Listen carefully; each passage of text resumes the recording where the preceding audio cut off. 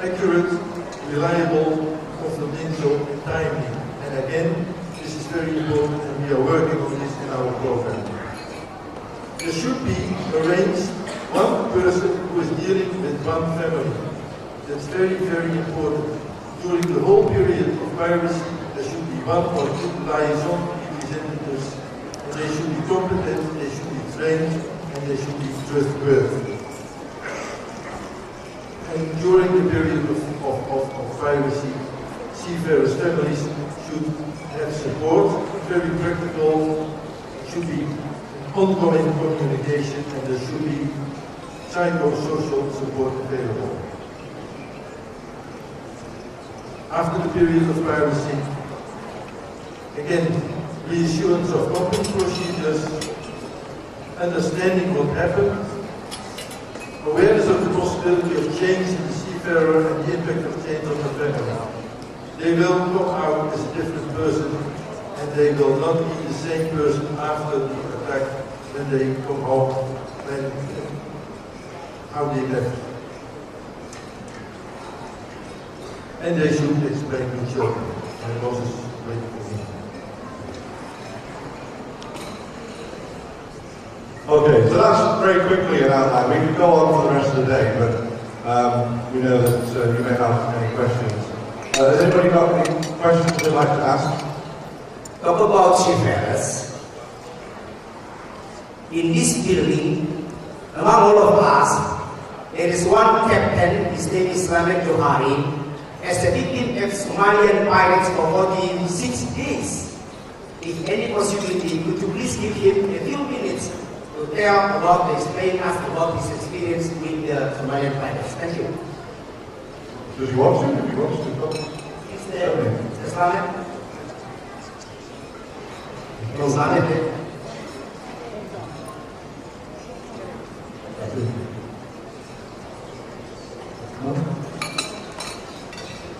No, okay, right, no worry.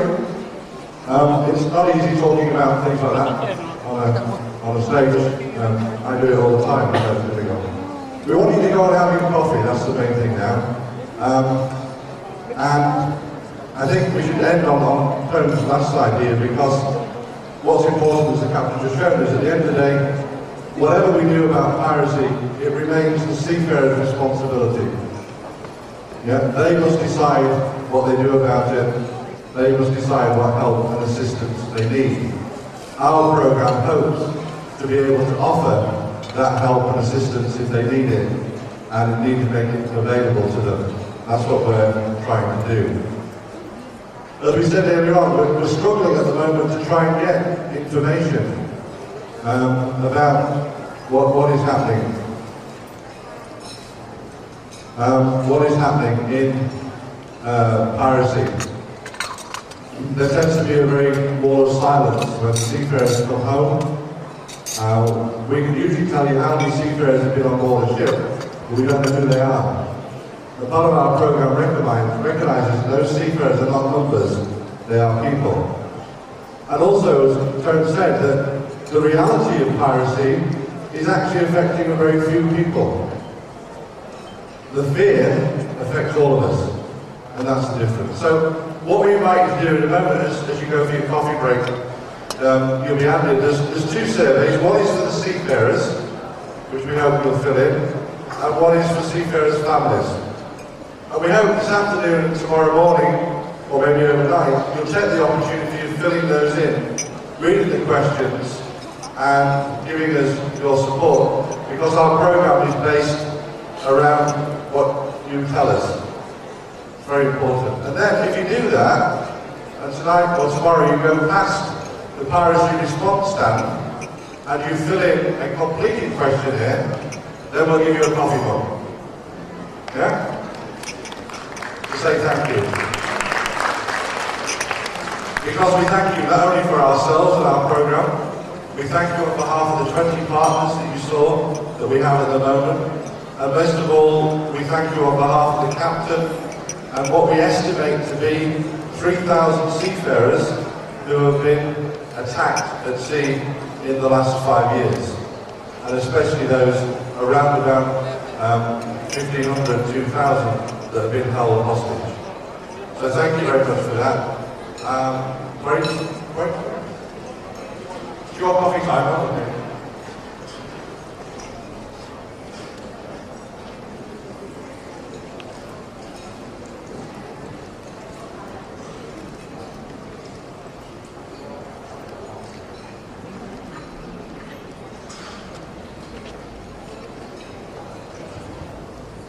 Good afternoon, sir.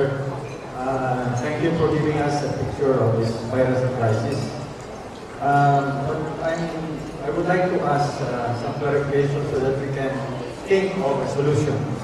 Aside from the guidelines for your ships that you have provided to be followed, and aside from the ship's design that you mentioned also to be followed, and aside from the advice for the seafarers to follow everything that the pirates ask. And you're asking for industrial response, like the best management practices, the SOS campaign. I just would like to ask, is there any early warning system that has been installed to avoid attacks or piracy? And so that we can think of responses to, in your statement that we need cooperation for the countries. Maybe we can utilize this for early warning system so that we can avoid piracy. Thank you very much. What I skipped over very quickly was the fact that since the beginning of this year, pirates have been using motherships. That's where they've taken the big vessel and they put their skiffs on that and they use that to launch an attack. They're quite often using fishing vessels. And the NATO officers were telling me recently they had a call from a captain who said he was surrounded by pirates.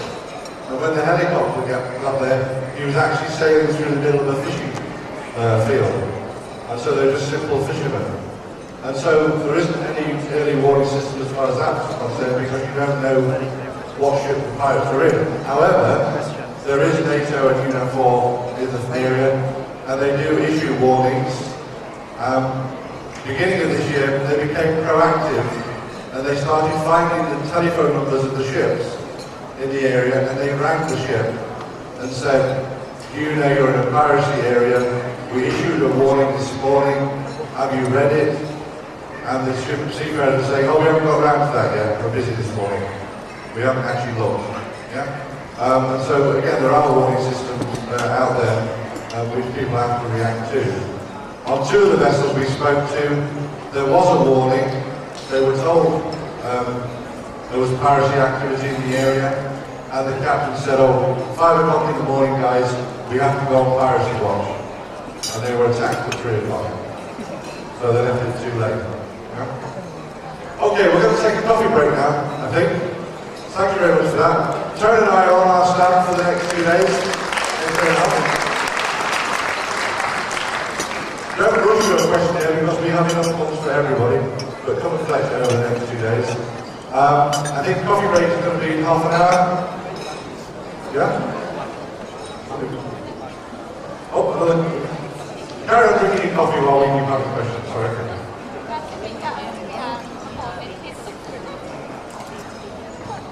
Good afternoon, everyone.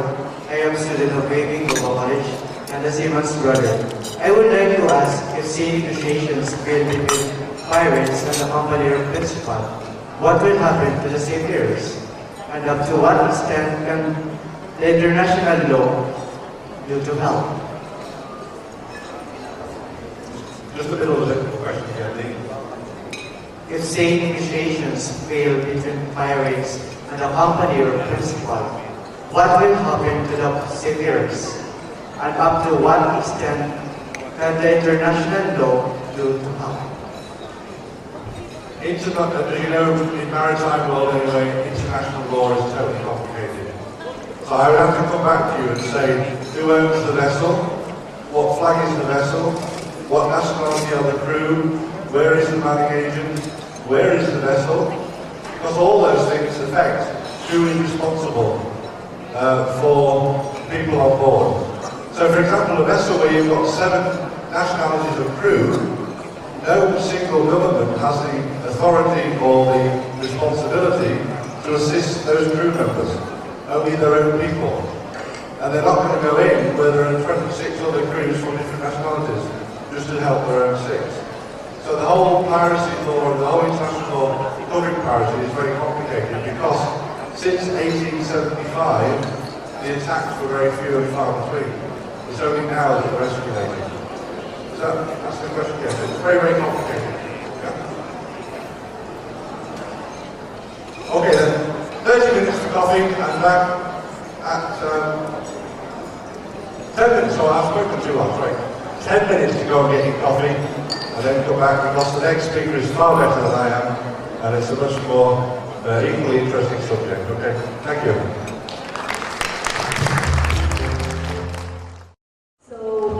Can we see the seafarers who are with us in this call right now?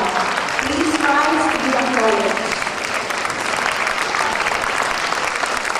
Again, our apologies, but this is really your day, together with your families. So thank you, and I hope I'm forgiven for that omission. Okay, so now we proceed with our third topic, and our third topic is on Maritime Piracy, a humanitarian response program.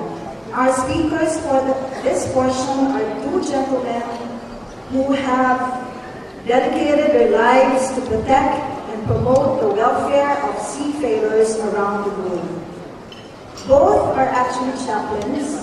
The first heads the International Transport Federation program, addressing piracy under the charity called ITF Seafarers Trust.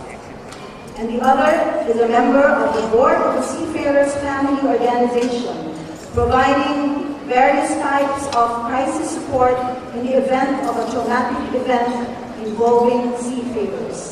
Ladies and gentlemen, please welcome Mr. Roy Paul and Mr. Toon Van de Sand.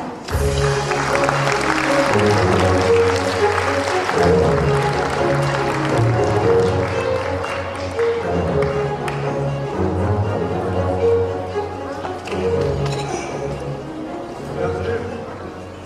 Pleasure to be here. I'm so happy to see so many people here because 2 weekends ago I was in London at the Mario Fiesta of the Philippines.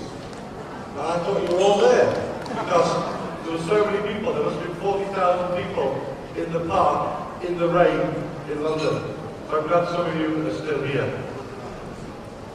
We are today a double act. I'm not quite sure whether we're Laurel and Hardy, or whether we're Tom and Jerry. So we'll find out as the afternoon goes on. First of all, we introduce ourselves. As I said, I'm Roy Paul. I was formerly a chaplain working for the Seamen's Division, and then 6 years ago now I joined the ITF Seafarers Trust. A very quick explanation. Everybody knows the ITF, and as part of the ITF they have the welfare funds, and that's where they take the money which the owners give for the welfare of seafarers. They provide inspectors from that, they supply campaigns from that. And as always, or it used to be the case, if you've got money in a bank, every year the bank will give you some interest. And what happens with that interest is we move that into the Seafarers Trust.